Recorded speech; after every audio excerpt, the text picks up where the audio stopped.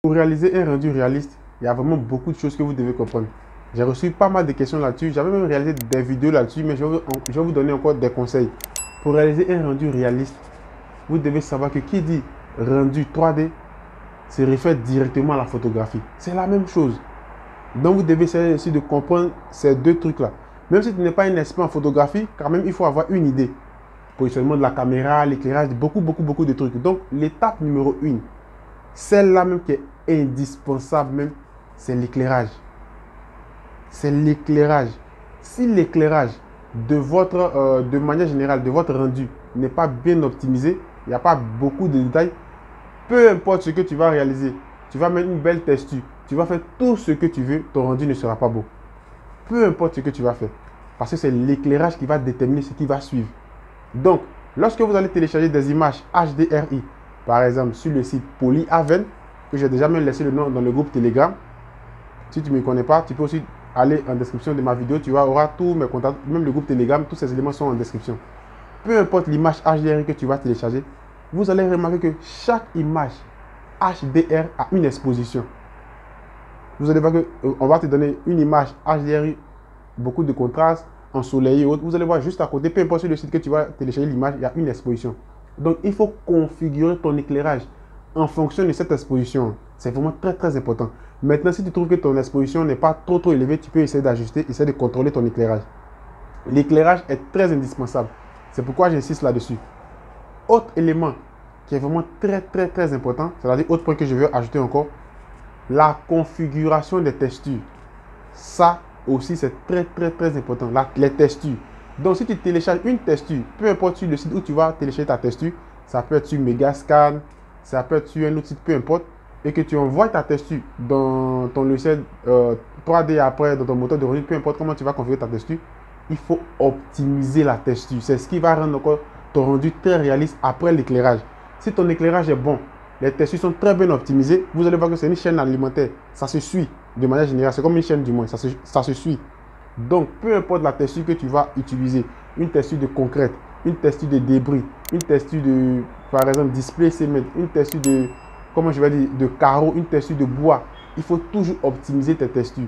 Donc, si tu utilises V-Ray, si tu utilises Corona Render, si tu utilises Lumium, si tu utilises, peu importe, DeFi Render, si tu utilises Unreal Engine, quand tu optimises une texture, c'est un petit secret que je vais vous donner. Quand tu optimises ta texture, il faut créer une bibliothèque qui est propre à toi. Une sauvegarde, peut-être dans un disque dur, même dans ton ordinateur. Je vais vous montrer un de mes disques durs, vous allez voir ici, qui fait pratiquement 2 Tera. Vous allez voir, regardez. Tous mes éléments sont sauvegardés dedans. C'est-à-dire, lorsque je crée mes trucs et que de manière générale, je sais que j'ai fini d'optimiser ma texture et autres, je sauvegarde directement mon élément uniquement dans ce disque dur. Ça, c'est le disque dur de mes projets. Tout ce qui est texture et autres, j'ai 2 disques durs comme ça, seulement pour ça. Et pourquoi on fait ça? Lorsqu'on optimise les textures, vous allez voir, je vais vous montrer encore un autre élément. Ça, c'est un autre disque dur ici, regardez. Ça, c'est un autre disque dur pour mes formations. C'est des trucs que je ne mélange pas. Vous voyez, c'est très important d'avoir ces petits trucs-là. Je prends le temps de manière générale pour vous montrer ça, pour que vous puissiez comprendre. Une fois que vous avez fini d'optimiser vos textures, vous allez faire des sauvegardes dans votre disque dur ou soit dans votre machine pour ne plus les répéter à chaque fois. Donc, si vous avez un projet que ces textures doivent intervenir, je reprends mes textures depuis V-Ray. Automatiquement, je les ramène et je les utilise. Je les applique du moins au projet et je continue. Ça fait de sorte que je gagne en temps. C'est très important. Ce conseil que je vais vous donner. Autre élément, c'est-à-dire le conseil numéro 3 que je vais vous donner maintenant, c'est la bibliothèque. Vous devez avoir une grosse bibliothèque. Vous pouvez même partir sur des sites où vous allez payer des éléments 3D et au fur et à mesure, vous allez optimiser des trucs qui sont gratuits, qu'on peut aussi prendre sur Internet de manière gratuite. Vous pouvez aussi prendre aussi, mais ce qui est payant, vous pouvez aussi payer et ajuster et avoir une bibliothèque qui est vraiment très bien, par exemple, garnie. Et en fonction de ça, maintenant, vous allez acheter dans un disque dur et au fur et à mesure, c'est comme ça. C'est comme ça. Très bonne bibliothèque et ça vous permet de pouvoir aller très vite lorsque vous allez avoir des projets. Parce qu'il y a des trucs que tu ne seras plus obligé de partir sur Internet pour aller chercher encore. Puisque tu as déjà ça dans ta bibliothèque, tu prends, tu colles et rapidement tu t'en vas. C'est très important. Maintenant, l'autre conseil qui va suivre, tu peux avoir toute la bibliothèque, mais ce que beaucoup de personnes ignorent, l'aménagement, c'est quelque chose qui est très important. Il faut savoir aménager. Tu peux faire, ton éclairage peut être beau. Texture très bien optimisée. Bonne bibliothèque. Mais si tu ne sais pas aménager, c'est dangereux. Si tu ne sais pas aménager la pièce, ça sera dangereux parce qu'il suffit d'une seule erreur, ton rendu ne sera pas beau. Il suffit d'un seul agencement, ton rendu ne sera pas beau. Donc, prêtez aussi attention au niveau de l'aménagement, c'est très très important. Autre conseil que je vais te donner aussi, l'agencement des couleurs. Les couleurs. On a vu ça en art plastique. Je ne suis pas un expert en couleurs, mais j'ai fait l'effort de payer des bouquins et de lire et de comprendre vraiment beaucoup de choses. Voilà. Donc, il faut savoir aussi agencer des couleurs. Vous voyez que la 3D du moins résume beaucoup de choses, beaucoup d'aspects techniques. Ça va te ramener à des cours que peut-être que tu as négligé, comme moi, encore, lorsque j'étais au collège, je faisais tout ce qui est art plastique. Ça te ramène encore à tous ces petits détails-là. Donc, les couleurs, si tu mets une couleur blanche et de l'autre côté, tu mets une couleur noire, il faut que la couleur blanche et la couleur noire vont se marier pour donner une couleur unique. C'est très, très important, l'agencement des couleurs lorsque vous faites des rendus 3D. Et c'est ce qui va faire sortir aussi la qualité aussi de votre rendu.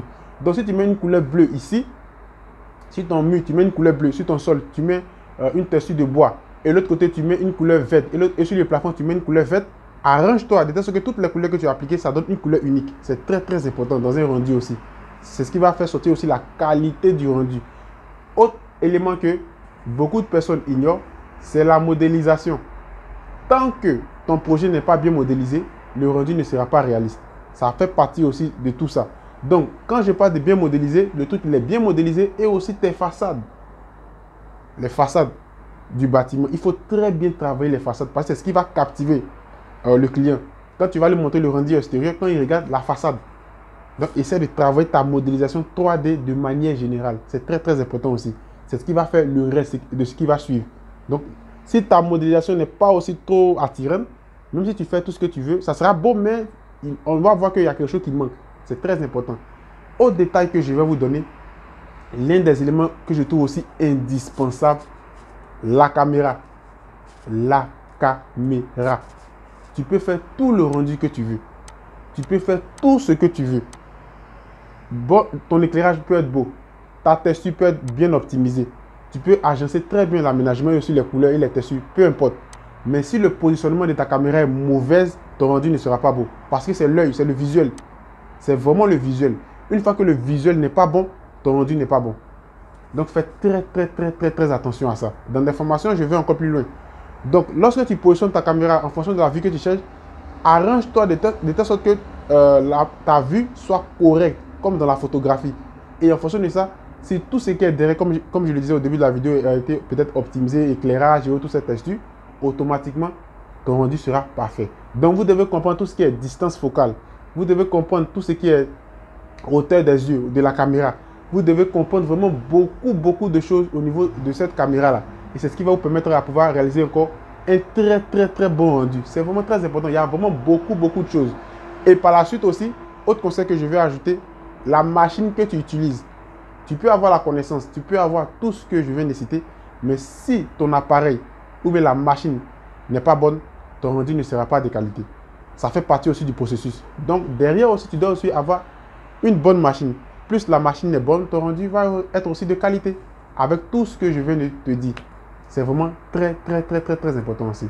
Autre conseil que je vais te donner, il y a vraiment beaucoup de sites où tu peux partir peut-être t'inspirer et essayer de réaliser des trucs comme ça. Ça, c'est un entraînement. C'est vraiment très important, comme le site d'architecte qu'on appelle Archidaily. Il y a beaucoup de trucs là-bas où tu peux regarder et en fonction de ça, maintenant, tu vas essayer d'optimiser maintenant ton rendu. Ça, c'est juste un bonus que je te donne pour que tu puisses comprendre qu'on peut aussi passer par ces sites-là et s'entraîner pour avoir de manière générale des idées. Donc, voilà un peu quelques conseils que j'ai voulu vous donner sur comment réaliser un rendu qui est vraiment très réaliste. Et ces conseils-là, ça va beaucoup marcher si tu les appliques et au fur et à mesure. Donc, si tu penses que, de manière générale, tu n'es pas encore arrivé à ce niveau et que tu veux aussi arriver à ce niveau, ce que moi je te conseille, c'est de prendre une formation. Tu prends une formation et au fur et à mesure que les trucs vont avancer, tu vas voir que grâce à la formation, tu auras une structure que tu vas suivre du début jusqu'à la fin. Tu peux prendre la formation avec moi, tu peux prendre la formation avec d'autres formateurs, peu importe la personne où tu trouves que la personne peut t'aider. Et tu prends la formation, tu vas suivre du début jusqu'à la fin. Si tu veux prendre la formation, c'est avec moi. Tu as tous mes coordonnées en description de la vidéo. Tu peux me contacter sur Instagram, tu peux me contacter sur TikTok, tu peux me contacter sur Telegram, peu importe, dans le mail et autres, de manière générale. Et je vais te suivre du début jusqu'à la fin. Modélisation, rendu, avec un logiciel de rendu et traitement de post-production dans Photoshop. Et aussi animation avec le Shao Vintage. Lumium aussi. Verrez les deux moteurs de rendu pour le moment.